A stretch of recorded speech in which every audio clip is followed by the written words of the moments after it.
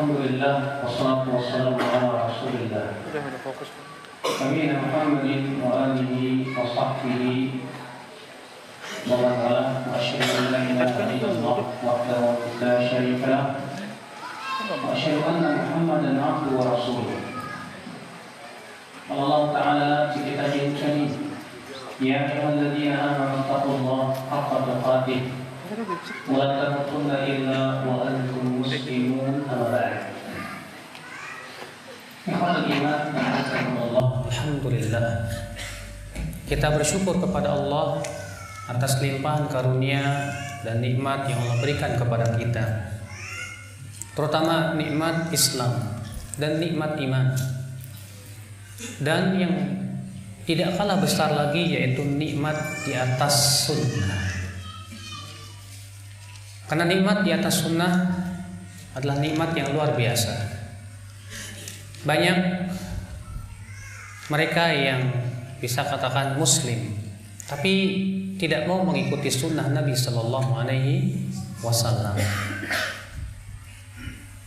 Sementara alhamdulillah kita diberikan oleh Allah semangat untuk mengikuti sunnah Nabi Sallallahu Alaihi Wasallam di dalam kehidupan kita, di dalam ibadah kita, dalam akidah kita, dalam muamalah kita dan yang lainnya. Semaksimal mungkin kita untuk ittiba, itu mengikuti jejak kaki Rasulullah Sallallahu Alaihi Wasallam. Ikhwatal iman, a'azzakumullah. Karena sesungguhnya ya akhi, Rasulullah Sallallahu Alaihi Wasallam telah mengabarkan bahwa umat Islam ini akan berpecah belah.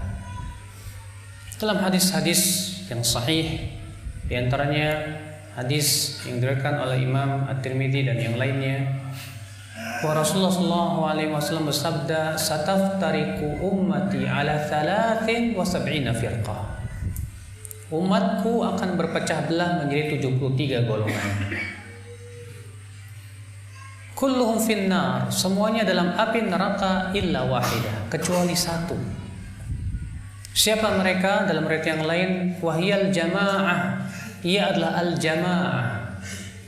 Dan dalam riwayat yang lain disebutkan ma ana alaihi wa ashabi. Hakikat jamaah itu adalah yang aku dan para sahabatku di atasnya. Berarti manhaj yang diridhai oleh Allah hanyalah manhaj yang dititi oleh Rasulullah dan siapa? Para sahabatnya. Siapa yang mengikuti selain manhaj Rasulullah dan para sahabatnya, maka kita bisa pastikan itu adalah manhaj yang menyimpang. Yang tidak mau mengikuti manhaj Rasulullah dan para sahabatnya, kita bisa pastikan bahwa itu manhaj yang menyimpang. Kenapa? Bukankah yang membawa kebenaran berupa Islam itu adalah Rasulullah SAW dan disampaikan kepada para sahabat? Dan bukankah para sahabat yang menyampaikan Islam itu kepada kita, menyampaikan kepada generasi setelahnya tentang apa yang dipahami oleh Rasulullah SAW dari Al-Quran dan apa yang dipraktikkan oleh Rasulullah SAW? Maka kalau ada orang yang berkata kita tidak butuh sahabat, maka orang seperti ini, ikhwatul Islam, telah menyelisihi ayat-ayat yang banyak yang memerintahkan kita mengikuti para sahabat Rasulullah Sallallahu Alaihi Wasallam. Di antaranya Allah berfirman dalam surah Al-Baqarah, "Fa in amanu bimithli ma amantum bih faqad ihtadaw. Fa in tawallaw fa innama hum fi shiqaq." Jika mereka beriman dengan seperti apa yang kalian imani, kata Al-Imam Ibnu Qayyim mengatakan, jika mereka beriman dengan seperti apa yang kalian di sini ketika ayat turun itulah para sahabat.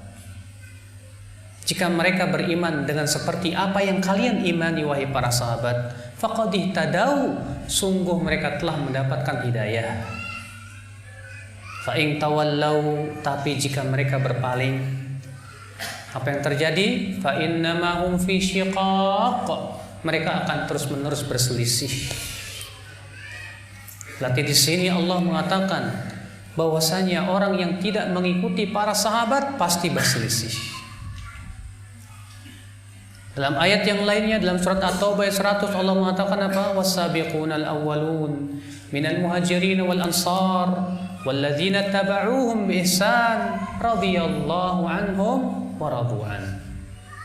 Dan orang-orang yang pertama kali masuk Islam dari kalangan muhajirin dan ansar, dan orang-orang yang mengikuti mereka di sini siapa?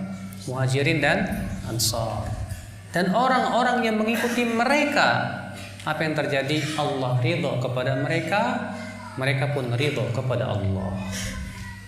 Berarti Allah telah menyatakan keridhaan bagi siapa yang mengikuti manhaj para sahabat Rasulullah sallallahu alaihi wasallam. Dan mereka sebaik-baiknya generasi, akhi.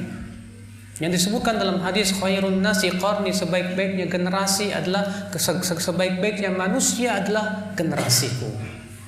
Kemudian setelahnya, kemudian setelahnya. Yang kemudian mereka disebut dengan istilah salaf. Mereka dikenal dengan istilah apa? Salaf. Jadi salaf itu secara kalau dimutlakan maknanya adalah generasi para sahabat. Demikian pula 3 generasi yang diutamakan, sahabat, tabi'in, dan tabi'ut tabi'in. Dan ini yang mendefinisikan seperti itu adalah Imam Al-Ghazali, imam yang sangat masyhur di Indonesia ya. Beliau mengatakan as-salaf hum ashabu Rasulillah sallallahu alaihi wasallam. Yang dimaksud dengan salaf yaitu para sahabat Rasulullah sallallahu alaihi wasallam. Al-Imam Al-Baijuri dalam kitab Jawharatut Tauhid mengatakan, mendefinisikan tentang salaf apa? Hum ashabu Rasulillah sallallahu alaihi wasallam wal qurunul mufaddalah. Mereka adalah para sahabat Rasulullah dan 3 generasi yang diutamakan. Jadi mereka yang disebut apa? Salaf. Iya. Oleh karena itulah akhwat Islam azakumullah, kewajiban kita sebagai seorang muslim mengikuti metode mereka dalam memahami Al-Quran, di dalam memahami hadis Nabi sallallahu alaihi wasallam, di dalam beribadah kepada Allah. Sampai-sampai seorang sahabat yang bernama Hudzaifah ibn Yaman berkata apa?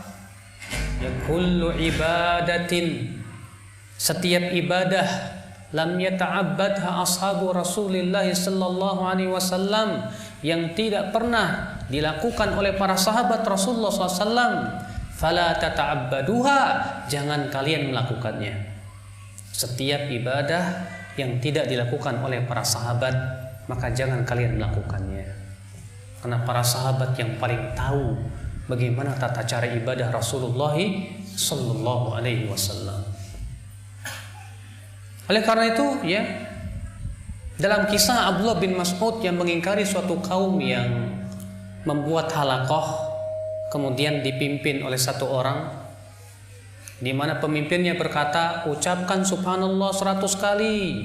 Akhirnya beramai-ramai mereka mengucapkan subhanallah, subhanallah, subhanallah. Ucapkan alhamdulillah 100 kali. Beramai-ramai mereka mengucapkan alhamdulillah, alhamdulillah, alhamdulillah.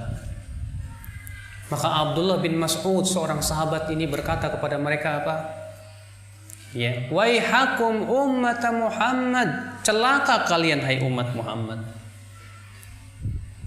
Innakum la'ala millatin ahda min millati Muhammadin, am annakum muftatihu babi dhalalah. Kalian ini di atas millah yang lebih tertunjuki dari millah Nabi Muhammad, atau kalian hendak membuka pintu kesesatan. Haula'i ashabu Rasulullah sallallahu alaihi wasallam, aniyatuhum lan tuksar wa thiyabuhum lan tabla. Para sahabat, lihat masih banyak, kata beliau Mas'ud, bejananya belum pecah, bajunya belum lusuh. Kenapa kalian tidak mengikuti tata cara ibadah dan zikirnya para sahabat? Apa kata mereka? Ya Abu Abdurrahman, ma aradna illa khaira. Hai Abu Abdurrahman, niat kami baik kok. Kami tidak menginginkan kecuali kebaikan. Apa kata Abdullah bin Mas'ud? Kam min muridin lil khairi lan yusibah. Berapa banyak orang yang menginginkan kebaikan, dia tidak mendapatkan kebaikan tersebut. Kenapa? Karena tata caranya tidak sesuai dengan kebenaran. Oleh karena itulah Bapak sekalian, kita sebagai seorang muslim berusaha untuk mengikuti jejak kaki para sahabat di dalam akidah mereka, di dalam ibadah mereka, bagaimana tata cara hidup mereka, dan dalam beragama mereka. Wah, berarti kita harus kembali seperti zaman sahabat, maksudnya nggak usah naik pesawat tapi naik onta begitu. Ya, kita nggak usah naik mobil tapi naik kuda begitu. Bukan itu maksudnya, Pak. Karena para sahabat telah memberikan kepada kita kaidah-kaidah dalam beragama. Ya, Al-Quran dan hadis pun memberikan kepada kita bagaimana kaidah dalam memahami permasalahan-permasalahan. Ikhwatul Islam, azakumullah. Maka dari itu ya akhi, ketika kita dapatkan para sahabat telah memberikan kepada kita kaidah-kaidah kehidupan, kita akan tahu bahwasanya pesawat, mobil itu tidak bertentangan dengan pemahaman para sahabat Rasulullah. Sebab para sahabat mempunyai keyakinan bahwa yang berhubungan dengan masalah dunia pada asalnya halal. Makanya di zaman Umar bin Khattab, beliau yang pertama kali membuat pos kilat. Padahal di zaman Rasulullah tidak ada. Dengan cara apa? Dibuat posko, setiap posko itu disiapkan kuda-kuda yang dikuruskan, yang larinya sangat kencang sekali. Nah, disinilah ikhwatul Islam. Maka para ulama pun berusaha untuk mengikuti para sahabat dari generasi ke generasi. Terlebih imam yang 4 semua sepakat untuk merujuk para sahabat di dalam memahami Al-Quran dan hadis Nabi Sallallahu Alaihi Wasallam. Ini dia Imam Malik mengatakan, lan yasluha amru hadhil ummah illa bima saluha bihi awwaluha. Tidak akan beres urusan umat Islam ini kecuali yang membereskan generasi pertamanya. Ini dia Imam Abu Hanifah. Beliau mengatakan, idza ja'ana min an Rasulillah SAW fa'ala ra'si wal ain. Apabila datang dari Rasulullah SAW, maka di atas kepala dan mata harus diterima. Wa idza ja'ana an sahabati Rasulillah SAW, dan apabila datangnya dari para sahabat, fa'ala ra'si wal ain, harus di atas kepala dan mata. Lihat, Abu Hanifah mengatakan kalau itu datangnya dari para sahabat harus diterima.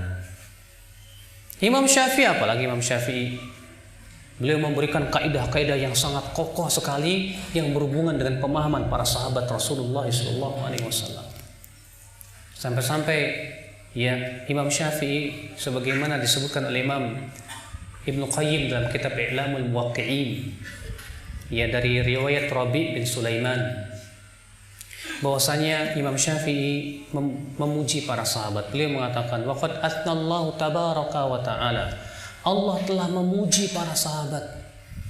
Demikian pula Rasulullah SAW. Kemudian beliau berkata, wahum fawqana fi kulli ilmin wa aqlin wa wara'in wa ijtihadin wa istinbatin. Mereka para sahabat di atas kita. Kita di sini Imam Syafi'i, bukan antum. Mereka para sahabat di atas kita dalam setiap ilmu, wara', akal, pemahaman, istinbat. Wa ara'uhum lana Ahmad, dan pendapat mereka lebih terpuji untuk kita, kata Imam Syafi'i.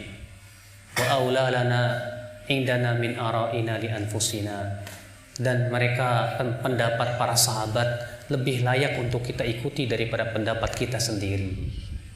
Ini perkataan siapa? Al-Imam Syafi'i rahimahullah. Imam Ahmad bin Hanbal juga mengatakan demikian sama. Beliau berkata dalam kitab Aslus Sunnah, kata beliau, min usuli sunnati indana, di antara pokok-pokok sunnah di sisi kami apa? At-tamassuk bima kana alaihi ashabu Rasulillah sallallahu alaihi wasallam, berpegang kepada apa yang dipegang oleh para sahabat Rasulullah sallallahu alaihi wasallam. Jadi imam yang 4 dari 4 madhab ini, Pak, semua sepakat untuk merujuk para sahabat. Demikian pula Ibnu Hazm Al-Zahiri yang terkenal dengan ulama mazhab Al-Zahiri. Dalam kitab beliau ya Ihkamul Ahkam, saya lupa Al-Ihkam ya, yang berhubungan dengan masalah usul fikih, beliau membawakan fasal khusus tentang wajibnya rujuk kepada pemahaman para sahabat Rasulullah sallallahu alaihi wasallam. Ya akhal Islam, a'azzakumullah. Lalu bagaimana hakikat manhaj para sahabat yang disebut dengan manhaj salaf? Manhaj yang agung sekali. Kalau kita berbicara tentang manhaj ahlus sunnah karena ya para sahabat ini disebut dengan ahlus sunnah wal jamaah. Sebagaimana dikatakan Imam Al-Barbahari dalam kitab Syarhus Sunnah. Imam Al-Barbahari berkata, "I'lamu annal Islam huwa sunnah wa sunnatihi al-Islam." Ketahuilah Islam itu sunnah dan sunnah itulah Islam. Faminas sunnati luzumul jamaah, dan yang termasuk dari sunnah adalah berpegang kepada al-jamaah. Kemudian beliau berkata, wal asas alladzi tubna alaihil jamaah. Pokok yang dibangun di atasnya al-jamaah siapa? Hum ashabu Rasulillah sallallahu alaihi wasallam. Mereka adalah para sahabat Rasulullah sallallahu alaihi wasallam. Wahum ahlus sunnah wal jamaah. Mereka lah yang disebut dengan ahlus sunnah wal jamaah. Jadi ya para sahabat disebut juga apa? Ahlus sunnah wal jamaah. Para sahabat juga disebut apa? Salaf. Ya, penamaan salaf dengan penamaan ahlus sunnah wal jamaah itu nggak ada bedanya sebetulnya, Pak. Ya, itu juga, cuma beda nama sedikit, tapi maksudnya itu juga. Nah, ya, membahas pemahaman Ahlussunnah memang butuh waktu yang panjang. Mungkin ustadz-ustadz di sini sudah membahas tentang akidah Ahlussunnah wal Jamaah. Namun manhaj Ahlussunnah atau salaf yang dipegang oleh para sahabat ini luar biasa. Kenapa, Pak? Yang pertama, mereka senantiasa mengajarkan kepada kita hanya fanatik kepada Allah dan Rasulnya. Hanya fanatik kepada siapa? Allah dan Rasulnya. Tidak pernah mengajarkan fanatik kepada individu, tidak. Pernahkah kita mendengar para sahabat mengajarkan fanatik untuk kepada Abu Bakar? Pernahkah kita mendengar bahwa para sahabat mengajarkan fanatik kepada Umar? Pernahkah kita mendengar para sahabat mengajarkan fanatik kepada Ali bin Abi Thalib? Tidak. Mereka tidak pernah fanatik kepada siapapun juga, kecuali kepada Allah dan Rasulnya salawatullahi alaihi wasallam. Makanya kan di zaman ya para sahabat nggak ada yang namanya muncul madhab Abu Bakar, madhab Umar yang kemudian punya pengikut masing-masing seperti madhab yang 4 gitu kan. Kenapa? Karena di zaman dahulu mereka betul-betul merujuk ya dalil-dalil. Tetap ya seperti Umar bin Khattab apabila tidak menemukan dari Al-Quran dan hadis, melihat ada tidak fatwa Abu Bakar. Demikian pula di zaman setelah Umar, ya Utsman, kalau tidak menemukan dalil dari Al-Quran dan hadis, melihat adakah fatwa dari Abu Bakar dan Umar. Namun keistimewaan manhaj salaf ini betul-betul kita dilatih dan diperintahkan untuk hanya fanatik kepada Allah dan Rasulnya.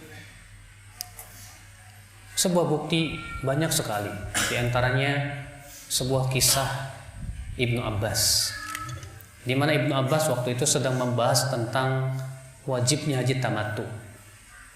Di mana Ibnu Abbas berpendapat bahwa haji tamattu itu harus, dan beliau membawakan dalil-dalil dari hadis Nabi Shallallahu Alaihi Wasallam. Di antaranya Rasulullah SAW menyesal, ya, kenapa beliau tidak haji tamattu. Di antaranya juga hadis Rasulullah memerintahkan para sahabat yang tidak membawa hewan hadyu untuk merubah menjadi haji tamattu, yang menjadi umrah. Rupanya di antara hadirin ada yang berkata kepada Ibnu Abbas, "Hai Ibnu Abbas, bukankah Abu Bakar dan Umar mereka lebih memilih haji ifrad?" Apa kata Ibnu Abbas? Yushik an tanzila alaikum hijaratun minas sama. Hampir-hampir Allah turunkan batu kepada kalian dari langit.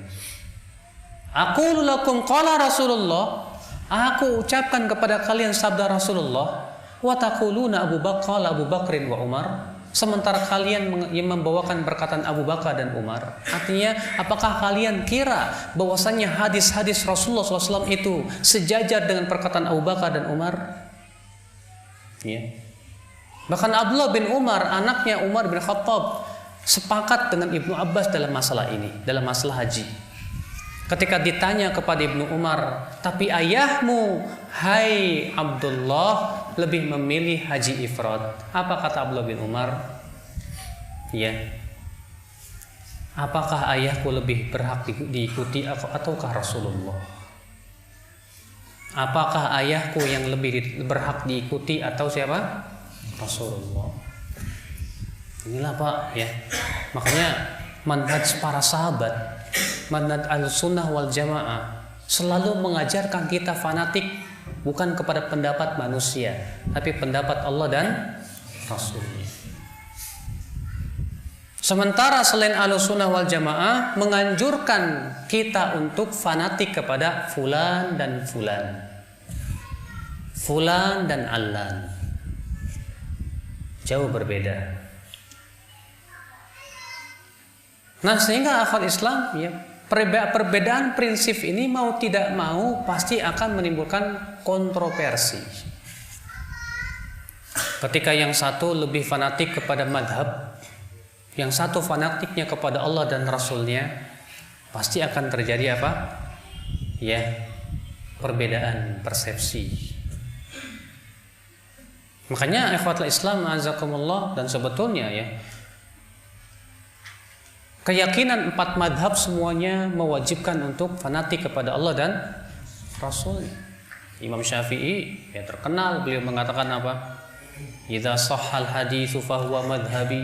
Apabila hadis telah sahih, maka itulah madhabku, kata Imam Syafi'i. Imam Syafi'i juga berkata, idza ajma'al muslimun ala annahu man istabanat lahu sunnatur rasul lam yakun an yad'ani qali ahad.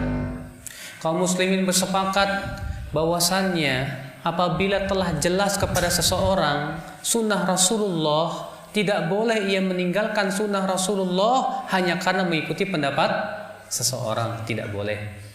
Imam Syafi'i juga mengatakan, idza wajadtum fi kitabi ma yukhalifu qala Rasul fal qawlu ma qalahu Rasul fala tuqalliduni. Kalau kalian mendapatkan dalam buku saya ini ada pendapat saya yang tidak sesuai dengan sabda Rasulullah, maka yang kalian pegang adalah sabda Rasulullah, jangan kalian membeu kepadaku. Imam Syafi'i bahkan berkata kepada Sa'ad ya Ibn Asad. Waktu itu Sa'ad bin Asad berkata kepada Imam Syafi'i, ya, bagaimana pendapatmu hai Syafi'i tentang hadis-hadis ru'yah, artinya terlihatnya Allah nanti di hari kiamat. Apa kata Imam Syafi'i? Ya ibn Asad, hai anaknya Asad, iqdi ilayya haitu amittu, nisbatkan kepada saya, baik saya masih hidup ataupun saya sudah meninggal dunia, anna kulla haditsin sahha fa inni aqulu bih wa ilm yablughni, bahwasanya apabila hadis telah sahih, itulah pendapatku walaupun tidak sampai kepadaku. Walaupun tidak sampai kepadaku. Lihat, Imam Syafi'i mengajarkan agar kita hanya fanatik kepada Allah dan Rasulnya. Dan ternyata para ulama mazhab Syafi'iyah pun juga mempraktekkan titah Imam Syafi'i. Ya, banyak sekali ulama-ulama mazhab Syafi'i yang mereka itu tidak fanatik dengan mazhab Syafi'i. Antum tahu yang bernama Al-Imam Al-Khattabi? Al-Khattabi Abu Sulaiman ini disebutkan bahwa beliau menyalahi mazhabnya sendiri karena beliau di atas mazhab Syafi'i itu dalam 119 permasalahan. Karena beliau melihat adanya dalil yang lebih kuat. Antum lihat Imam Nawawi rahimahullah dalam Syarah Muhadzab sering beliau menyelisih pendapat mazhabnya sendiri. Di antara contohnya dalam masalah makan daging unta, di mana Imam Nawawi ya sesuai dengan mazhab jumhur bahwasanya makan daging unta itu membatalkan wudu. Ibnu Hajar Al-Asqalani juga di atas mazhab Syafi'i. Ya, berapa banyak menyelisih pendapat Imam Syafi'i rahimahullah, mazhabnya sendiri. Ya, itulah memang yang diajarkan oleh salafus saleh, Pak. Kita tidak diperkenankan untuk fanatik kepada yayasan, kepada organisasi, kepada individu, kepada ustadz dan yang lainnya. Fanatik kita hanya kepada Allah dan Rasulnya. Bukan berarti kemudian kita tidak peduli sama ulama, tidak. Karena sikap manusia terhadap ulama itu ada 3 kelompok.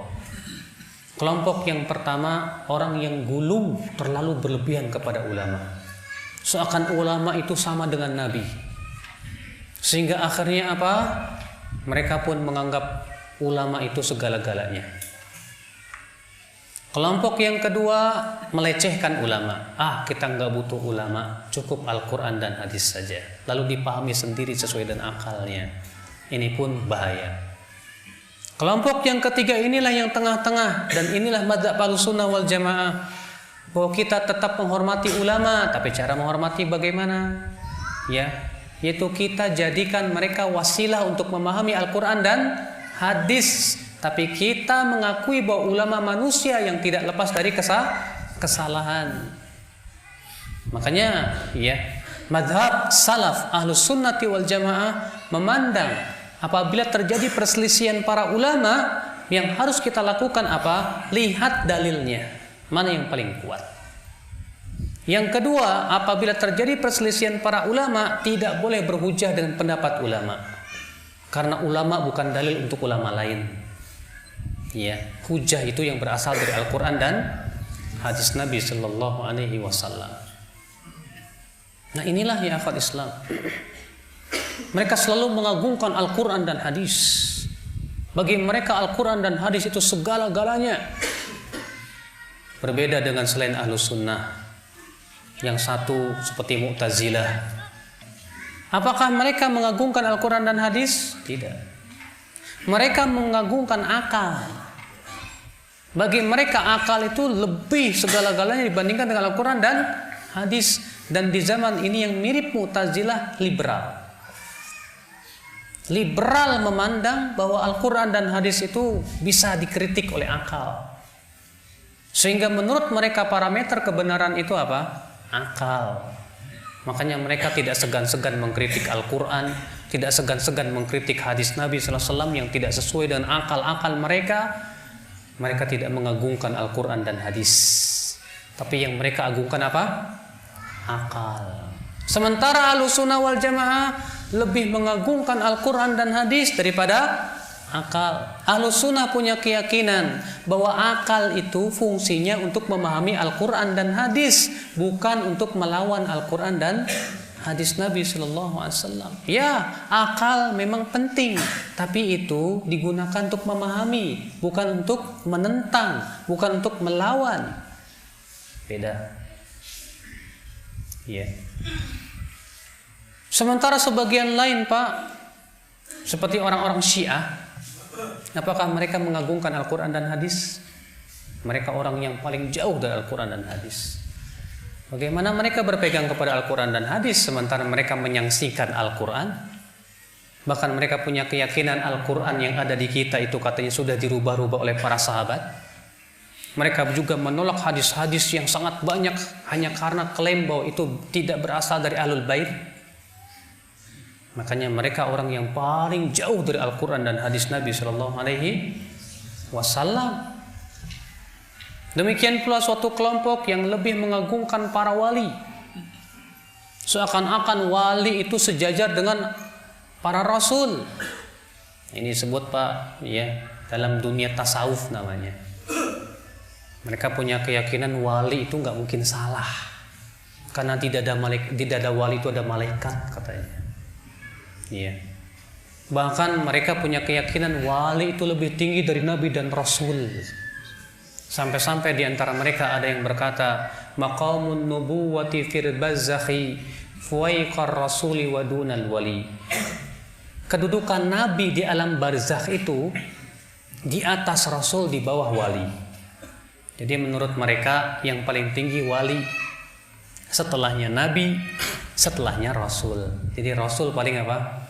Paling rendah. Sementara kita Ahlussunnah punya keyakinan yang paling tinggi apa? Rasul. Setelahnya apa? Nabi, baru wali. Sama mereka dibalikin, wali. Ya. Subhanallah. Makanya mereka mengatakan orang yang sudah sampai kepada derajat wali tidak ada keharusan untuk mengikuti para nabi. Tidak perlu ngikutin syariat, kata mereka. Bahkan mereka meledek para ahli hadis. Apa kata mereka?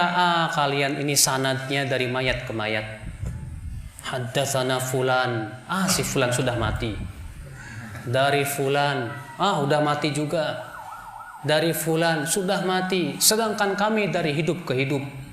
Haddatsani qalbi an Jibril an Rabbi. Ya, bercerita kepadaku hatiku dari Jibril, dari Tuhanku langsung. Berhidup ke hidup. Makanya mereka orang yang paling tidak suka dengan ilmu hadis, Pak. Makanya dalam dunia tasawuf itu tidak peduli hadis. Mereka tidak peduli. Ya. Ada yang menolak hadis, ada juga yang semua hadis, pokoknya yang penting hadis lah. Palsu juga hadis, katanya. Ya.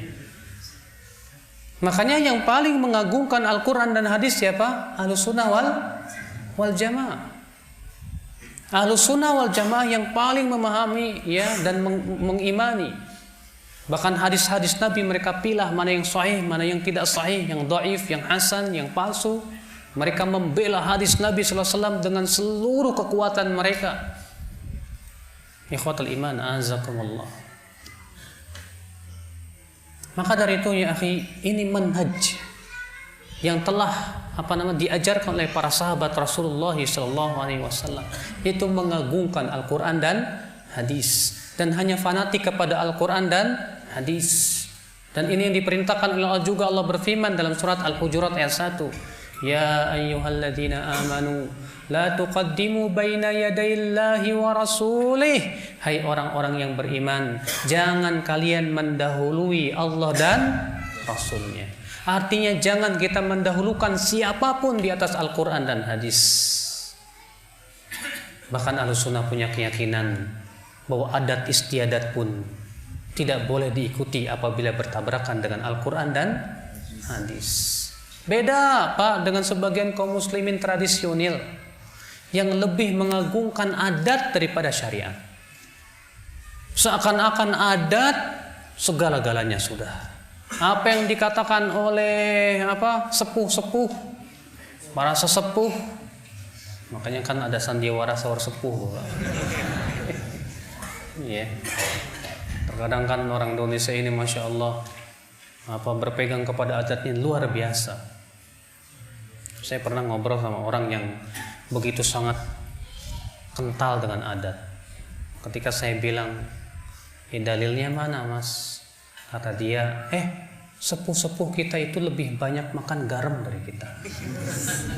Iya mas, karena kebanyakan garam jadi asin, kata saya. Iya. Dahulu orang-orang musyrikin Quraisy juga ketika dikatakan wa idza qila lahum ittabi'u ma anzalallah qalu bal nattabi'u ma alfaina alaihi aba'ana.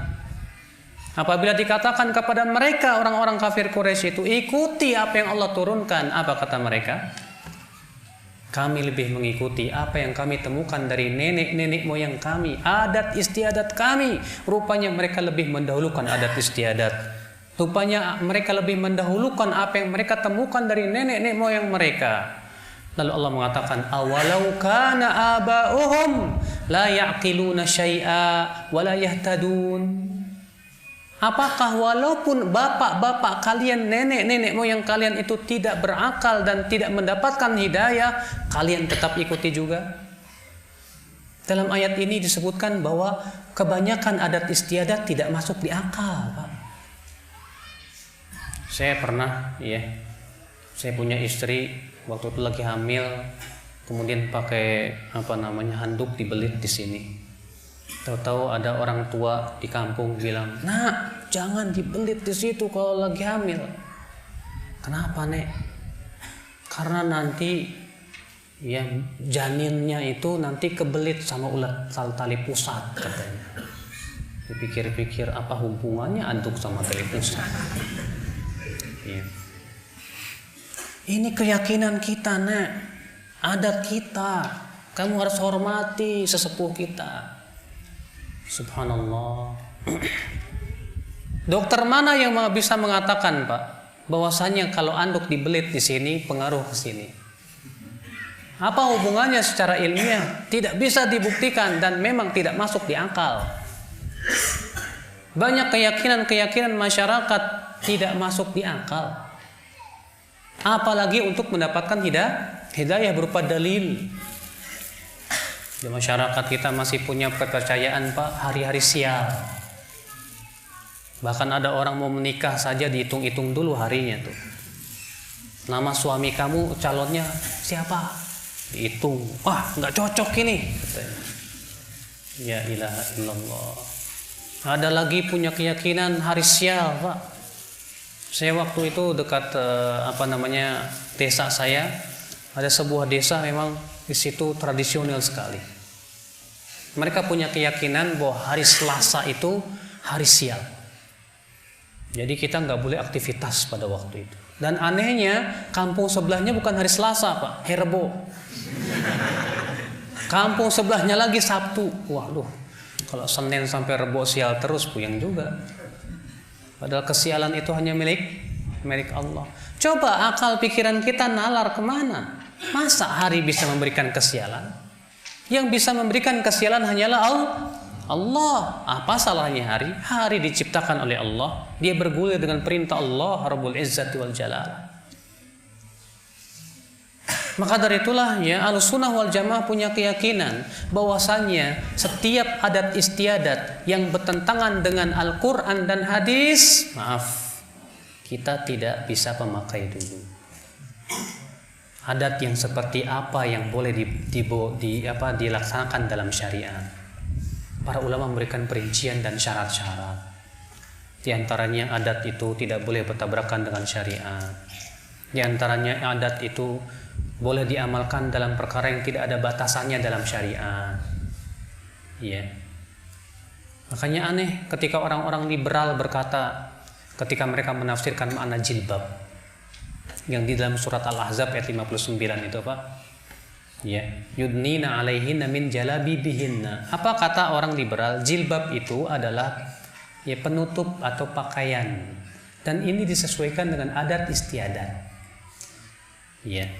Jadi jilbabnya suatu kaum itu sesuai dengan adat mereka. Berarti jilbabnya orang asmat kok TK dong, Pak. Musibah ini. Ya. Kita katakan dari mana pemahaman seperti itu? Para ulama ahli bahasa Arab saja tidak ada yang menafsirkan jilbab itu seperti itu. Kalau kita buka kitab-kitab bahasa Arab, seluruh ulama bahasa Arab mengatakan bahwa jilbab itu pakaian lebar yang menutupi seluruh tubuh, itu jilbab. Ya. Ikhwatul iman, azakumullah. Maka dari itulah tidak aneh, Pak, kalau dakwah Ahlus Sunnah Salaf ini seringkali bertabrakan dengan adat. Karena adat terkadang seringkali berbau sesuatu yang syirik, terkadang syirik. Ya, mengkeramatkan nenek moyang. Terkadang ada orang bangun rumah saja itu, ya, lagi bangun rumah itu pakai apa itu di atap tuh, atau digantungin sesuatu itu katanya. Biar apa? Biar nggak kena musibah. Ya, untuk menghormati leluhur dan yang lainnya, masya Allah. Padahal itu sesuatu yang tidak pernah diajarkan oleh Rasulullah, bahkan itu kesyirikan. Ya, memalingkan ibadah kepada selain Allah, menjadikan kita ini jadi akhirnya menganggap bahwa sesuatu itu bisa menolak bala, padahal yang bisa menolak bala hanyalah Allah Subhanahu wa taala. Bukankah Allah berfirman, "Qul la amliku li nafsi naf'an wa la dharran illa ma syaa Allah." Katakan, hai Muhammad, aku tidak memiliki untuk diriku manfaat dan mudarat kecuali apa yang Allah kehendaki. Rasulullah saja ketika hidupnya tidak bisa memberikan manfaat dan mudarat, apalagi sudah meninggal dunia. Ikhwatul iman, a'azzakumullah. Inilah manhaj salaf yang diajarkan oleh para sahabat Rasulullah SAW. Keistimewaan mereka agung. Mereka lah satu-satunya kelompok yang betul-betul menghormati Al-Quran dan hadis, yang sangat mengagungkan Al-Quran dan hadis, yang sangat memperhatikan Al-Quran dan hadis. Ya. Mereka berusaha mempelajari Al-Quran dan hadis dan menerapkan dalam kehidupan mereka. Mereka orang yang berusaha untuk mengikuti sunnah Rasulullah. Ya, mereka berusaha untuk mengikuti jejak kaki Rasulullah. Dalam penampilannya kelihatan, wah, Rasulullah berjanggut, saya juga mau berjanggut.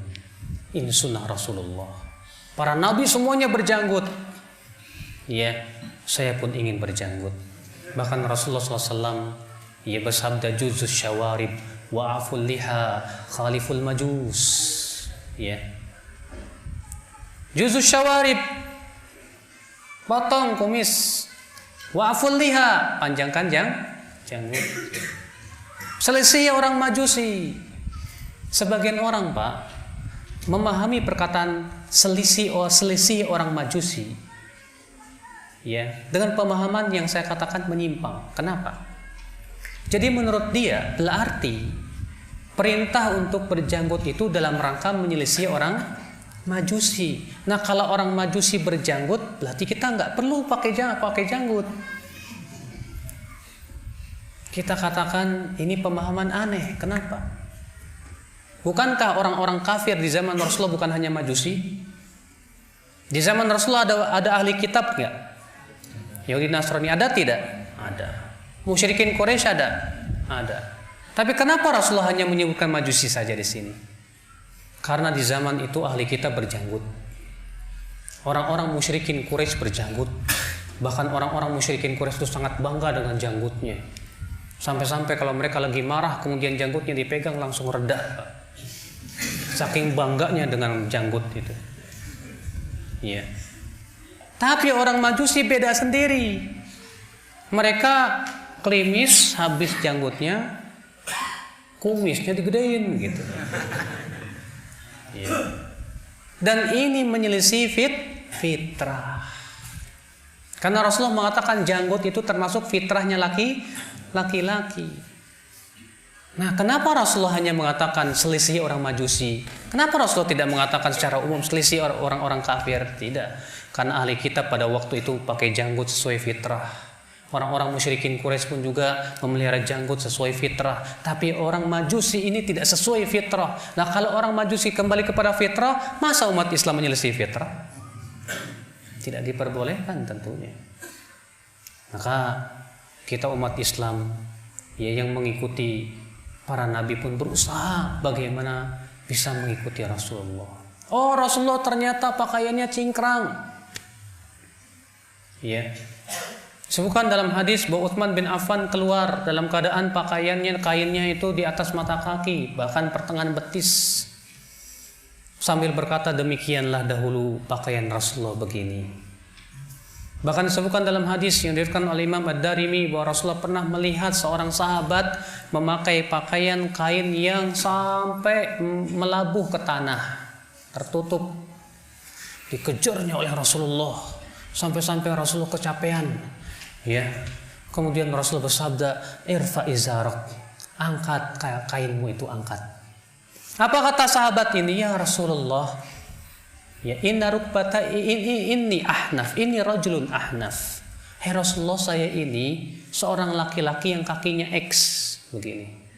Wa inna rukbataya tastok, dan bahwasanya dua dengkul saya ini suka beradu, jalannya X begini. Saya malu, hai Rasulullah. Saya nggak mau kelihatan aib saya. Apa kata Rasulullah? Ya, kullu khalqillahi hasan, irfa izarak. Setiap ciptaan Allah itu indah, angkat kainmu. Sebagian orang ada yang mengatakan bahwa larangan isbal itu kalau sombong. Kalau tidak sombong, boleh. Lalu bagaimana dengan hadis tadi? Orang ini tidak ada niat sombong. Orang ini bahkan niatnya supaya tidak kelihatan apa? aib cacatnya. Tapi kenapa Rasulullah SAW tetap memerintahkan, bahkan tidak memberikan uzur? Bahkan Rasulullah mengatakan setiap ciptaan Allah itu bagus. Ya, tetap disuruhnya oleh Rasulullah SAW menaikkan. Ikhwatul Islam, azakumullah. Tapi kan ada hadis bahwasanya Abu Bakar berkata kepada Rasulullah, ya Rasulullah, inna izari yastarhi. Ya, sarung saya ini suka merosot. Wa ini ata'ahadu, tapi saya berusaha untuk menjaganya jangan supaya merosot. Kata Rasulullah apa? Inna kalasta mimman yaf'alhu khuyala. Hai Abu Bakar, kamu melakukan itu bukan karena sombong. Ada yang mengatakan dari hadis ini berarti kalau sombong itu tidak, kalau tidak sombong boleh. Kita katakan ini pemahaman yang aneh. Loh kok bisa begitu? Sekarang Abu Bakar, Pak, ketika isbal yang kainnya melorot itu sengaja apa enggak? Tidak, buktinya Abu Bakar mengatakan saya berusaha untuk menjaga jangan sampai merosot. Masa dibedakan yang sengaja diprosotin? Masa disamakan dengan seperti itu? Tidak bisa. Yang kedua, Rasulullah mengatakan, hai Abu Bakar, karena kamu melakukan itu karena tidak sengaja, kamu tidak melakukan itu karena berarti kata para ulama, sombong itu kalau sengaja diprosotin. Kalau tidak sombong, kalau dia tidak sengaja, berarti tidak sombong. Dan ini sesuai dengan riwayat Abu Daud, di mana Rasulullah SAW bersabda apa? Kata Rasulullah SAW, iyyak wal isbal, fa innahu minal makhilah. Jauhi oleh kamu isbal, karena isbal itu sendiri termasuk kesombongan. Ya. Cuman Pak, di zaman ini jenggot cingkrang itu identiknya dengan teroris, Pak.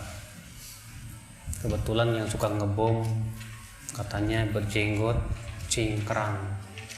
Tambah lagi ISIS juga berjenggot cingkrang. Belum lagi yang ada di Nigeria tuh, ya katanya mereka itu orang-orang Salafi juga. Mungkin salahnya Salafinya salah pilih kali Pak. Ya. Akhirnya lagi-lagi kena jenggot cingkrang, ya.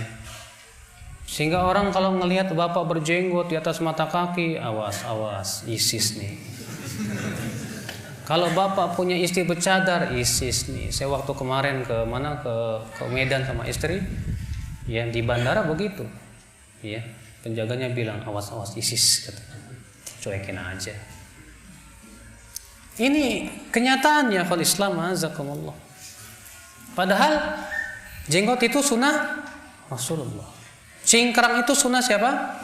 Rasulullah. Apakah hanya karena sebagian orang yang berjenggot dan cingkrang itu arogan kemudian langsung kita salahkan jenggotnya? Iya. Lalu bagaimana dengan umat Islam yang banyak mencuri, curanmor? Kenapa nggak disalahin juga? Bahkan yang cingkrang diketawain, orang yang pakai celana setengah paha dibiarin. Iya. Saya punya teman di Jakarta diledek sama orang, Pak, banjir ya katanya, gara-gara celananya cingkrang, Pak. Kebetulan yang ngomong itu celananya pendek, situ lebih dalam banjir.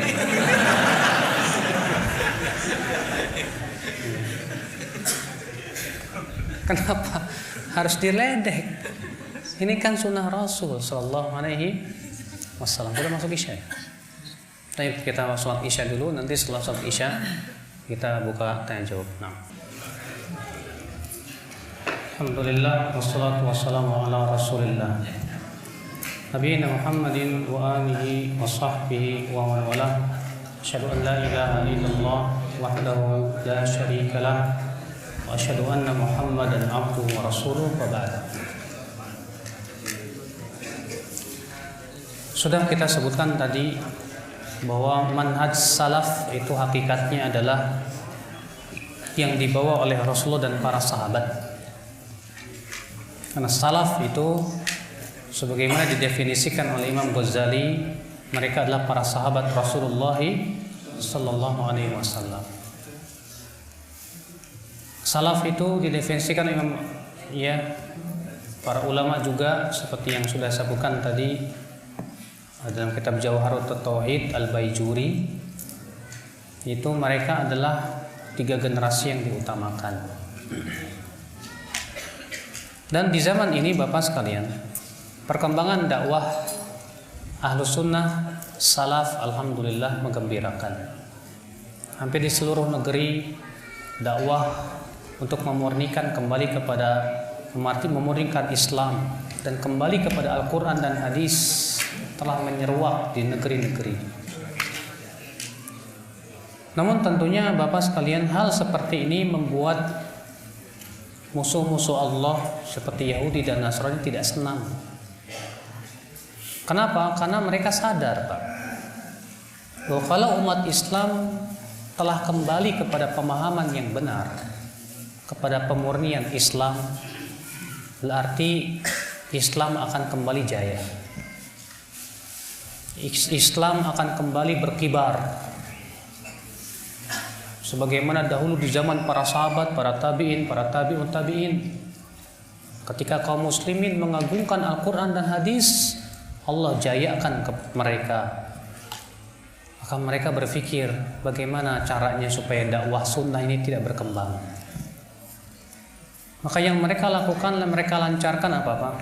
Yang pertama, mereka menyokong habis-habisan pemikiran-pemikiran yang sesat. Yang paling utama adalah Syiah. Karena Syiah itu yang paling benci kepada Ahlus Sunnah wal Jamaah. Syiah Rafidhah yang ada di Iran terutama. Mereka punya keyakinan, orang-orang Syiah Rafidhah itu, bahwa yang menyakiti Ahlus Sunnah itu sebuah perkara yang agung. Makanya mereka sokong orang-orang Amerika, Uni Soviet, Cina-nya sangat mendukung. Kenapa? Karena ini untuk memerangi dakwah Ahlus Sunnah yang terus melebar, terus merebak. Iya.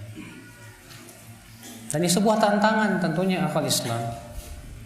Dan kita sebagai yang berusaha untuk kembali kepada Al-Quran dan Hadis dan ingin memelihara kemurnian agama ini pun tidak boleh tinggal diam.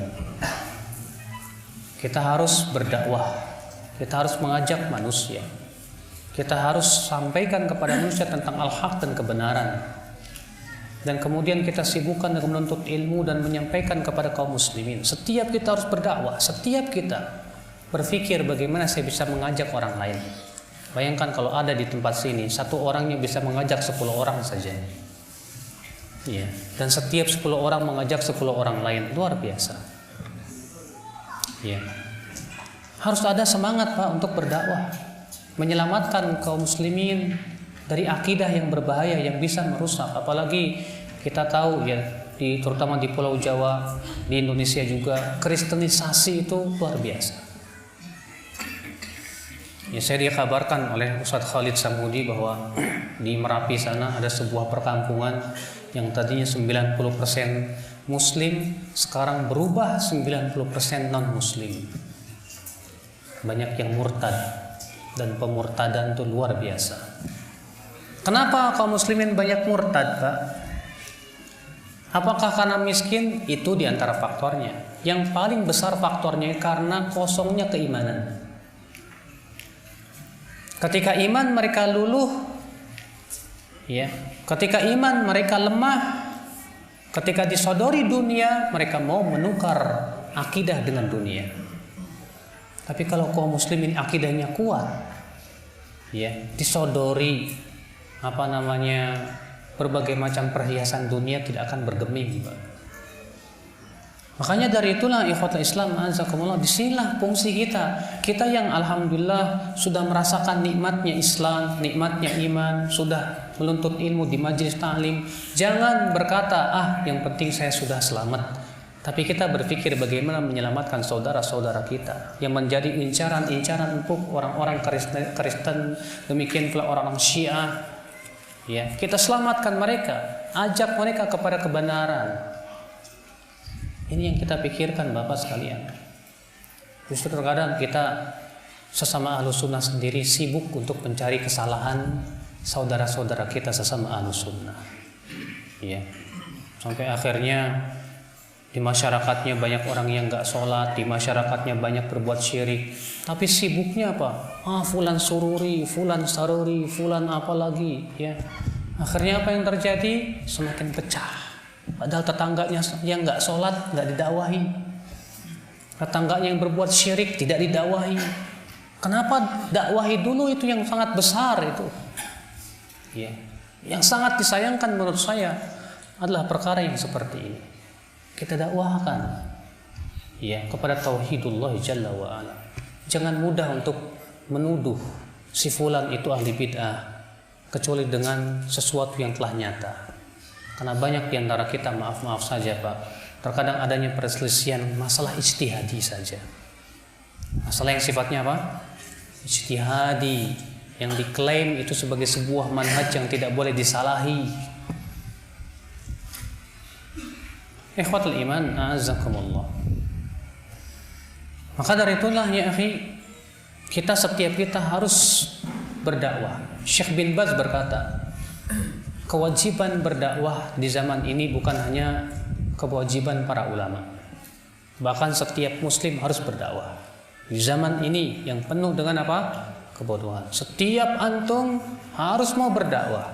Maksudnya dakwah di sini bukan jadi ustadz ceramah kemana-mana, bukan. Tapi setidaknya antum mengajak keluarga antum ajak itu, ya, teman-teman sekantor antum ajak itu teman-teman yang ada desa antum, ajak ke pengajian, suruh mereka dengar tentang apa, ya, kajian yang hak. Mudah-mudahan mereka mau kembali. Nah ini akal Islam, azakumullah wa iyyakum. Iya, sebab apabila kita berpangku tangan dan semua kita mengatakan udahlah yang penting saya ngaji, lalu siapa yang akan menyelamatkan agama kita ini dari ancaman-ancaman yang ingin menghancurkan agama kita ini kalau bukan kita? Ikhwatul Islam, azakumullah.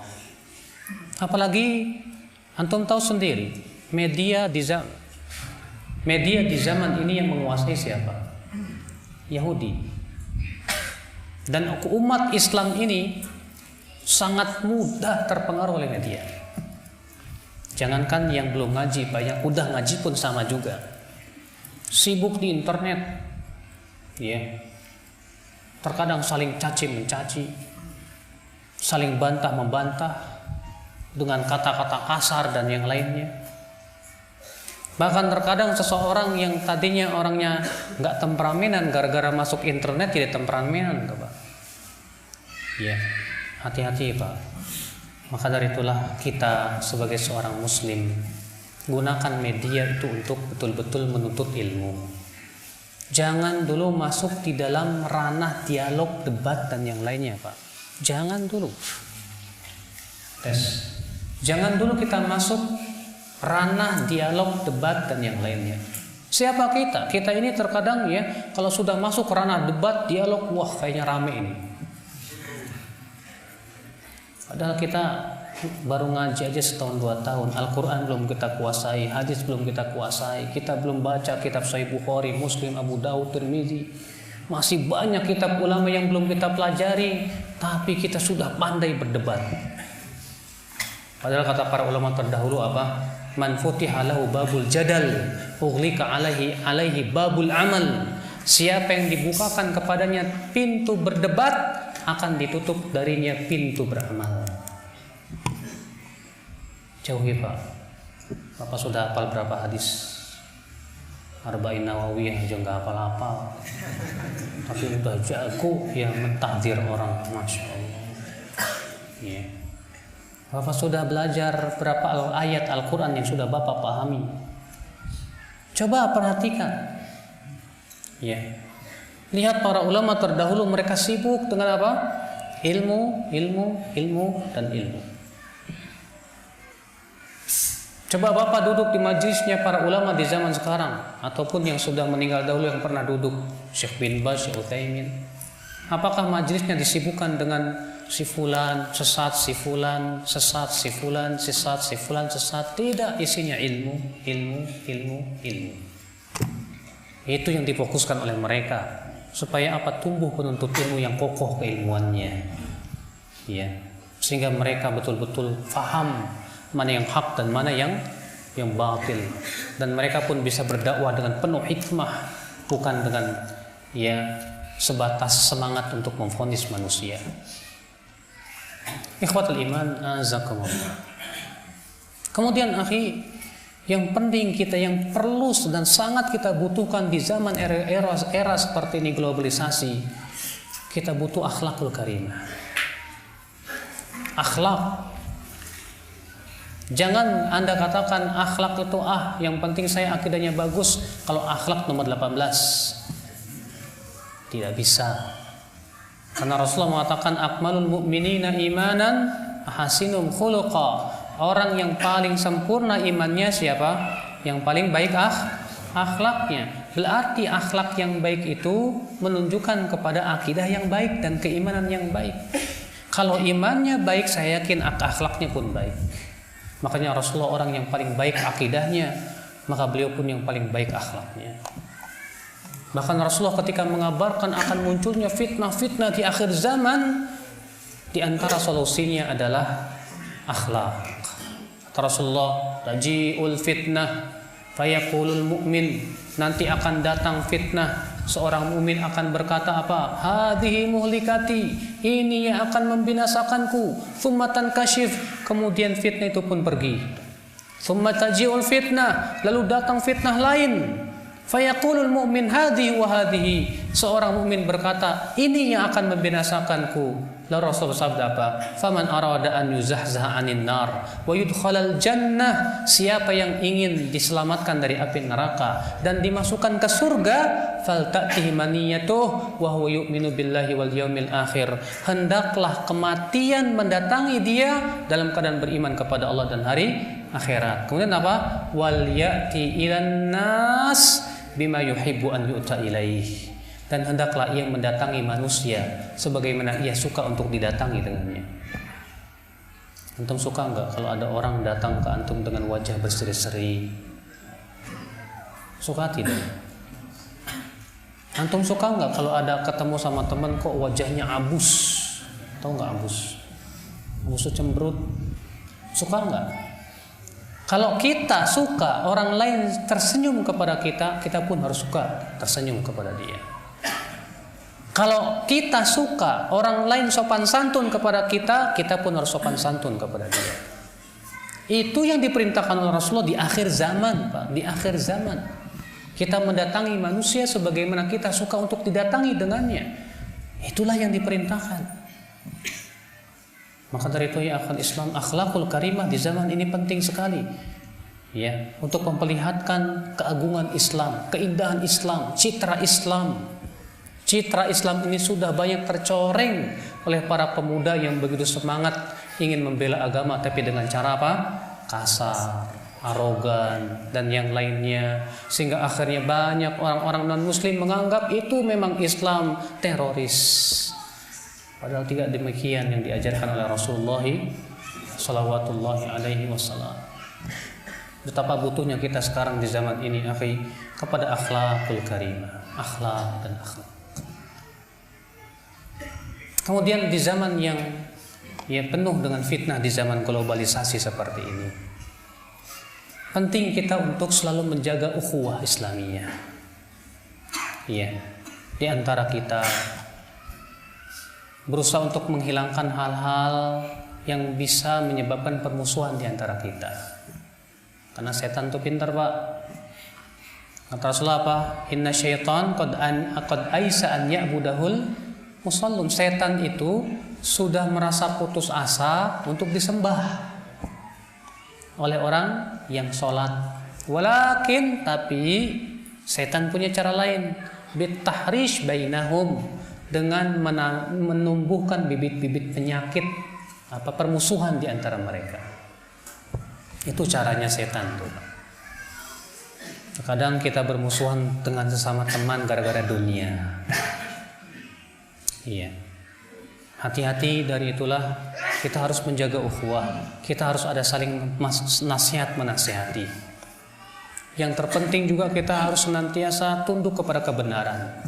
Kalau memang kita salah, kita akui bahwa kita memang salah. Penting sekali di zaman ini, akhi azakumullah. Antum melihat bagaimana orang Syiah yang sangat hebat persatuan mereka di zaman ini, ya, untuk menghancurkan Ahlus Sunnah wal Jamaah. Maka dari itu, ini yang harus kita perhatikan juga dalam era globalisasi yang kita lihat luar biasa ini. Kemudian juga ya akhal Islam azakumullah, yang terakhir adalah bahwa jangan lupa selalu menuntut ilmu Allah, duduk di majelis ta'lim.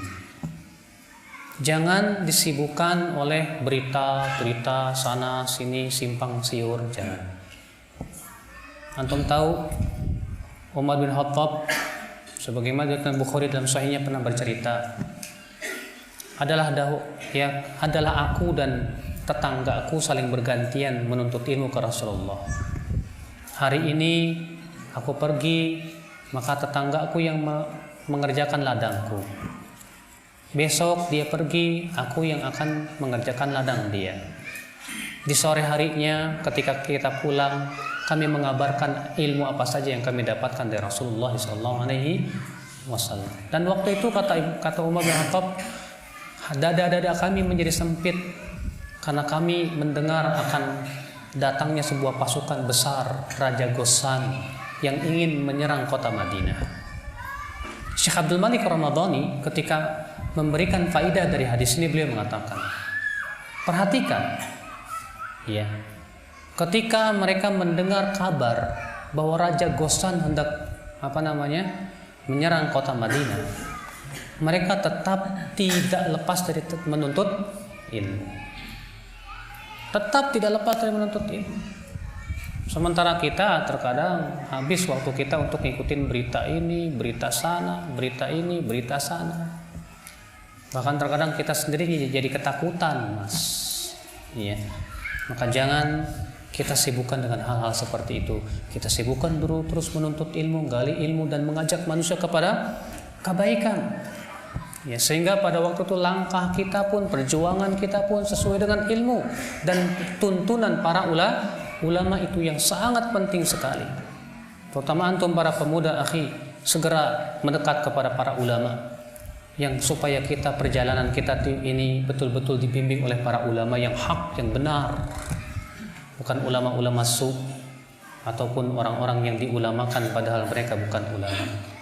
Semoga kita termasuk orang-orang yang senantiasa istiqomah di atas kebaikan dan diberikan kepada kita husnul khatimah dan kesabaran di atas sunnah. Amin ya rabbal alamin. Kita buka tanya jawab. Nah,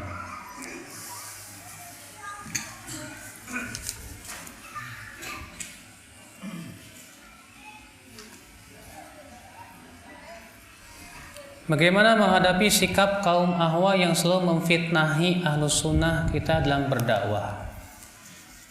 Yang namanya memfitnah kita itu tidak aneh, sudah sunatullah lah Pak. Jangankan kita, antum, Nabi dan Rasul saja yang lebih baik akhlaknya dari kita. Saya mau tanya, antum sama Rasulullah akhlaknya lebih baik siapa? Rasulullah sampai dipuji oleh Allah, wa innaka la'ala khuluqin azim, sesungguhnya hai Muhammad engkau berada di atas akhlak yang agung. Tapi Rasul dimusuhi enggak Pak? Difitnah tidak, dituduh keji tidak. Ya sudah sunatullah, gimana? Yang penting kita sudah berakhlakul karimah, menyampaikan ilmu dengan cara yang baik. Ya. Kalau mereka tetap memfitnah, itu sunatullah, ujian dalam berdakwah. Makanya Pak, ya, dengan kita sabar menghadapi itu adalah kunci kesuksesan dalam berdakwah. Nah, kita ikuti para nabi, bagaimana kesabaran mereka dalam berdakwah kepada Allah Subhanahu wa taala. Bagaimana menyikapi orang tua yang kental dengan adat? Menyikapi orang tua yang kental dengan adat adalah dengan cara berbakti yang kuat, sambil kita memberikan masukan. Antum tahu Sa'ad bin Abi Waqqas dipaksa oleh ibunya untuk murtad dari agama Islam. Sampai ibunya bersumpah, aku tidak akan makan, tidak akan minum. Ya, tapi Sa'ad bin Abi Waqqas tetap aja berbakti sama orang tuanya, ditemani ibunya yang gak mau makan dan minum itu. Sampai akhirnya kata Sa'ad, hai ibu, kalau ibu punya 100 nyawa kemudian satu persatu melayang, aku tidak akan mau murtad dari agama ini. Akhirnya ibunya capek makan juga. Iya. Tapi subhanallah, walaupun demikian Sa'ad tetap berbakti kepada ibunya, tetap menemani ibunya, tetap melayani ibunya. Demikian seharusnya kita, walaupun orang tua kita kelihatannya wah ya sudahlah, mudah-mudahan dengan bakti kita kepada orang tua ya dan kesabaran saya untuk menghadapi mereka, Allah berikan jalan yang terbaik. Karena Allah berfirman, innallaha ma'as sabirin, sesungguhnya Allah bersama orang yang sabar.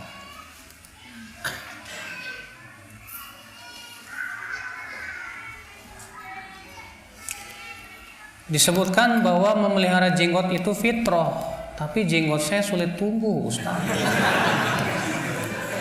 Sama, saya juga. Boleh nggak memakai obat penumbuh jenggot? Tidak perlu. Bahkan sebagian ulama menganggap itu makruh, karena tidak pernah dilakukan Rasulullah dan para sahabatnya. Jadi udah biarin aja lah Pak. Nggak punya jenggot juga nggak apa-apa. Bersyukur. Saya juga bersyukur jenggot saya sedikit Pak. Karena terkadang butuh juga ustadz yang kurang jenggotnya sedikit. Ya, ada ustadz, ini kita harus masuk ke sini ustadz. Tapi mereka nggak mau menerima yang berjenggot katanya. Ya udah, kita bisa masuk, alhamdulillah, ada manfaatnya juga. Ya. Apa makna dan batasan gulu berlebih-lebihan dalam agama? Gulu itu adalah melampaui batasan yang telah Rasulullah SAW contohkan kepada kita. Ya. Contoh gulu misalnya orang yang membuat ibadah yang tidak pernah disyariatkan oleh Rasulullah, berarti sudah melampaui batasan. Rasulullah zikir setelah sholat hanya membaca subhanallah 33 kali, alhamdulillah 33 kali, Allahu akbar 33 kali, ditutup dengan la ilaha illallah wahdahu la syarika. Lalu antum berpikir 33 kecil sekali ya. Saya mau tambah subhanallah 330, alhamdulillah 330, Allahu akbar 330, ditutup dengan la ilaha illallah 1000 saya. Kita katakan Anda gulu berlebihan. Kenapa?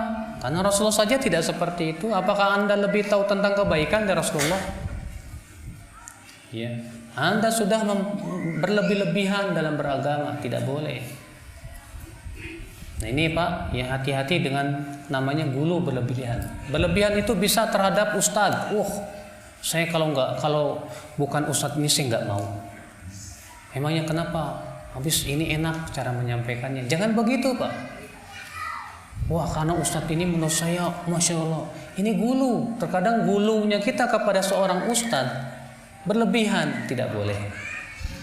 Ya, kita ambil ilmu-ilmu dari setiap ustadz yang kita ketahui kuat keilmuannya, tanpa kita berlebih-lebihan kepada mereka gulu. Jangan. Ya. Biasanya kalau terlalu gulu sama ustadz kemudian melihat kesalahan ustadz langsung pergi biasanya Pak. Seringnya seperti itu. Ya. Demikian pula jangan gulu dalam beribadah. Contoh misalnya Rasulullah pernah masuk ke masjid, didapati tali terikat di antara dua tiang. Kemudian apa yang terjadi? Rasul bertanya, ini tali siapa? Ini tali istrimu Maimunah. Dia kalau sholat tahajud dan sudah capek, dia sholat sambil bergelantungan di tali itu. Maka Rasulullah copot tali ini. Yusolli ahadukum ala nasyatih. Hendaklah seseorang sholat dalam keadaan dia semangat. Rasulullah melarang seseorang memaksakan sholat dalam keadaan dia mengantuk. Tidak boleh. Nah ini akal Islam azakumullah. Ya. Jadi gulu itu artinya melebihi batasan yang dibataskan oleh Allah dan Rasulnya sallallahu alaihi wasallam. Banyak ulama yang telah bermadhab. Kemudian bagaimana dengan kita? Apakah kita harus juga bermadhab? Pak, tidak ada satupun para ulama di zaman dahulu yang mengatakan harus ikut satu madhab. Nggak ada, Pak. Tapi kan banyak seperti Imam Nawawi Asy-Syafi'i, Imam Ibnu Hajar Asy-Syafi'i. Kita katakan kenapa mereka dinisbatkan kepada madhab Syafi'i. Ibnu Abdul Bar Al-Maliki dinisbatkan kepada madhab Imam Malik. Dijawab oleh Imam Al-Qayyim, mereka dinisbatkan kepada madhab tertentu karena dalam masalah usul-usul pokok-pokok kaidah-kaidahnya lebih banyak condong kepada pokok-pokok kaidah suatu madhab, sehingga dinisbatkanlah kepada madhab tersebut. Adapun orang awam yang tidak faham pokok-pokok dan kaidah suatu madhab tidak boleh dinisbatkan kepada madhab manapun juga. Yang kedua, Pak, para ulama tersebut ternyata tidak mengikatkan diri harus di atas madhab Syafi'i, tidak boleh keluar, tidak. Sudah saya sebutkan tadi seperti Imam Nawawi menyalahi madhabnya sendiri, Imam Al-Khattabi menyalahi madhabnya sendiri, Imam Ibnu Hajar menyalahi madhabnya sendiri dalam banyak masalah. Artinya mereka tidak pernah mengatakan tidak boleh keluar dari madhab Syafi'i, tidak pernah. Orang yang mengatakan wajib kamu satu madhab nggak boleh keluar, berarti sama saja mengatakan bahwa madhab kamu itu yang paling benar, yang lain salah. Tidak bisa seperti itu. Orang yang mengatakan wajib satu madhab saja, ini menyelisih para ulama madhab. Kenapa? Dahulu Imam Syafi'i waktu masih hidup ada dua madhab, madhab Maliki, madhab Hanafi. Kenapa Imam Syafi'i nggak ikut satu madhab saja? Kenapa mendirikan pendapat tersendiri? Imam Ahmad ketika masih hidup ada 3 madhab. Ini semua menjadi sebuah saksi yang kuat, Pak, bahwa mereka tidak pernah mewajibkan apa? Harus mengikuti satu madhab. Yang terpenting lihat dalilnya. Siapa yang di atas dalil, amalkan. Makanya kalau antum ditanya apa madhabmu, jawab madhabku madhab Rasulullah, yang sesuai dengan dipahami oleh para sahabat tabi'in dan para ulama yang mengikuti manhaj mereka. Iya.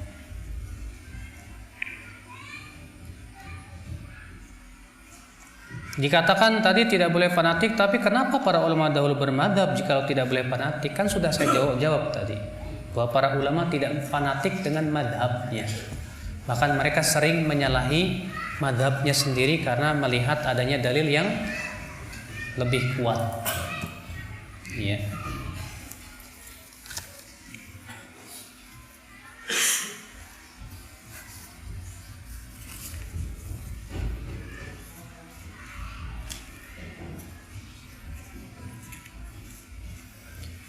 Bagaimana menghadapi orang yang kita dakwahi tapi ia menolak dan mencaci kita? Memang itu resiko dakwah. Kalau antum nggak mau dicaci, jangan berdakwah. Resikonya orang yang berdakwah itu begitu, Pak. Ya, kita berdakwah dicaci. Makanya antum harus membiasakan diri dicaci. Ya. Di telinga antum itu udah kebal dengan cacian, Masya Allah. Sehingga pada waktu itu hati kita tidak mudah panas. Kalau kita dicaci panas, berarti kita belum pantas jadi ustadz, belum pantas jadi dai, saya katakan. Panas, akhirnya apa? Ini pengaruh loh, Pak, dalam berdakwah. Panasnya kita ketika dicaci itu, kata para ulama, intisor lin nafs, sama aja kita marah membela diri. Padahal Rasulullah dahulu tidak pernah marah kalau dirinya dicaci. Tapi kalau agamanya yang dicaci, baru Rasulullah marah. Kalau diri kita dicaci, marah. Dan terkadang mengatasnamakan agama, gitu. Ya. Nah, ini yang bahaya, Pak.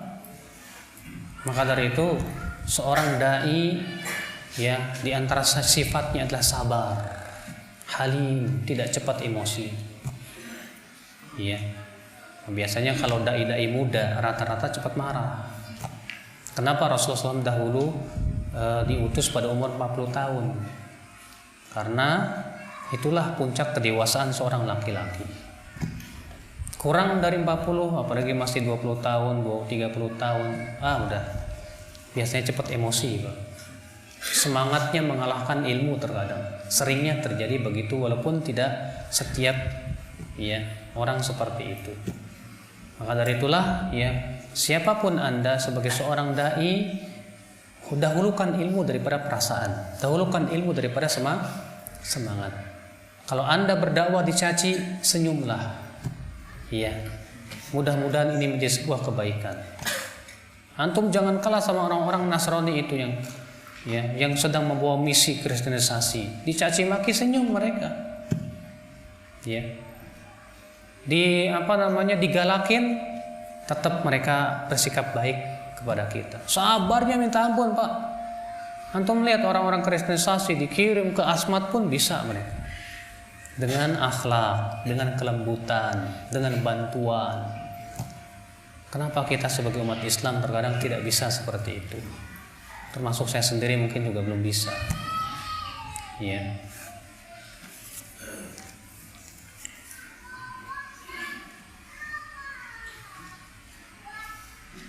Bagaimana cara kita sebagai generasi muda menyikapi serta mencegah supaya kristenisasi itu tidak merajalela?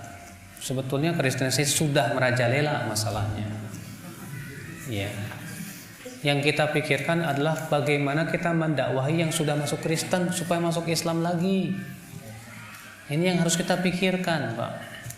Yang kedua, orang-orang yang belum masuk Kristen bagaimana dikuatkan akidahnya supaya mereka istiqomah di atas keislamannya. Nah, antum yang sebagai seorang pemuda, pikirkan nasib para pemuda itu. Para pemuda di zaman ini, Pak, menjadi sebuah incaran yang paling empuk dari media. Banyak pemuda, apalagi pemuda sedang labil, sedang mencari idola. Akhirnya yang diidolakan siapa? Bintang film, penyanyi, pemain bola, dan yang lainnya. Nah, antum sebagai seorang pemuda ada nggak kepedulian untuk mengajak pemuda-pemuda yang lain? Bagaimana caranya supaya bisa mengujak para pemuda? Itu yang kita pikirkan. Kalau misalnya anak-anak muda ini agak susah, anak-anak kecilnya diambil. Sebelum mereka berubah atau terpengaruh oleh media massa, anak kecil tuh. Karena anak kecil tuh paling mudah sekali. Dan saya merasakan sendiri, Pak. Ketika saya mulai berdakwah di kampung saya itu, saya ambil anak-anak kecil 30 orang. Tiap hari kajiannya sama anak kecil aja. Itu dari tahun 97. Sekarang anak-anak kecil yang saya didik itu sekarang udah pada menikah. Justru mereka yang membela dakwah. Dari kecil kita didik. Sekarang pun harus begitu, anak-anak kecil di kampung-kampung. Ya Allah, kita adakan TPA, adakan baca Quran dan yang lainnya, kita bimbing semampu Bapak. Bapak bisa baca Quran, alhamdulillah. Kumpulin Bapak. Anak-anak kecil, sini nak, ayo kita baca Quran sambil Bapak bawakan kisah-kisah para nabi, jadikan mereka cinta kepada para nabi, cinta kepada para sahabat. Ini diantara salah satu usaha kita, Pak. Jangan kita berpangku tangan, jangan. Antum lihat di Amerika, Pak, bagaimana giatnya dakwah Islam di sana, Pak. Bahkan mereka turun ke jalan-jalan, Pak, bagi-bagi brosur, memperkenalkan Islam. Kenapa kita tidak seperti itu juga? Karena masalahnya terkadang setelah kita ngaji itu malah semakin melempem kemauan, melemah kemampuan berdakwah. Ini sesuatu yang salah. Seharusnya setelah kita ngaji sudah paham, semangat berdakwah semakin berkobar, mengajak orang lain kepada kebaikan.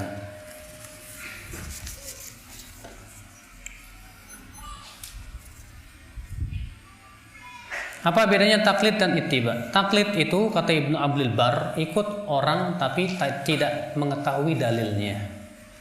Sedangkan ittiba itu artinya mengikuti orang tapi tahu dalilnya. Antum taklid sama ustadz, tapi antum tahu dalilnya karena ustadz bawakan dalil. Itu namanya Tapi kalau antum taklid sama ustadz tapi nggak tahu dalilnya, itu namanya taklid. Makanya setiap antum kalau bisa tahu dalilnya, supaya kita beragama ini pun di atas keyakinan, ya, ketenangan. Sebab kalau antum cuma taklid doang kata ustadz, yang namanya ustadz bisa jadi punya dalil, bisa jadi tidak punya dalil.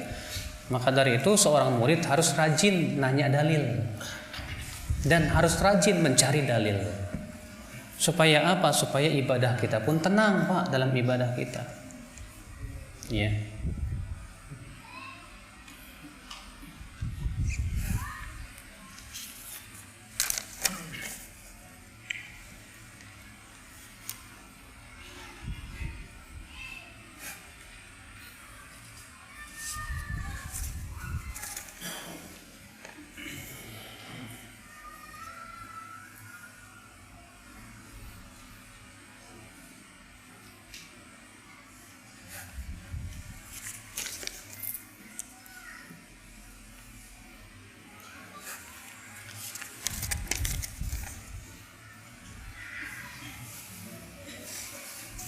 Pertanyaan-pertanyaan fikih ya yang sifatnya detail tidak akan saya jawab.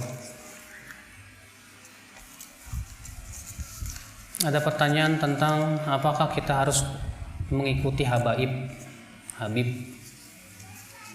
yang diwajibkan oleh Rasulullah kita ikuti siapa? Al-Quran dan hadis. Tapi kan ada hadis, alaikum bi'itrati, hendaklah kalian berpegang kepada itrahku. Itrahku itu adalah ahlil bait. Berarti kalau ahli bait Rasulullah kita harus ikuti. Kita katakan hadis ini jangan dipahami sendiri. Pahami dengan ayat dan Al-Quran dan hadis yang maksudnya kata para ulama yaitu ahlul bait Rasulullah yang mengikuti Al-Quran dan hadis. Adapun kalau ahlul bait Rasulullah itu tidak mengikuti Al-Quran dan hadis alias merubah-rubah syariat, tidak boleh kita ikuti. Makanya disebutkan dalam hadis Nabi SAW akan munculnya fitnah ahlas, ya. Dan Rasulullah mengatakan bahwa fitnah ahlas itu yang pertama kali yang memunculkannya adalah seorang laki-laki dari ahli baitku. Ini menunjukkan bahwa tidak ada jaminan kalau dia ahlul bait pasti benar, belum tentu. Yang di zaman Rasulullah dari ahlul bait siapa?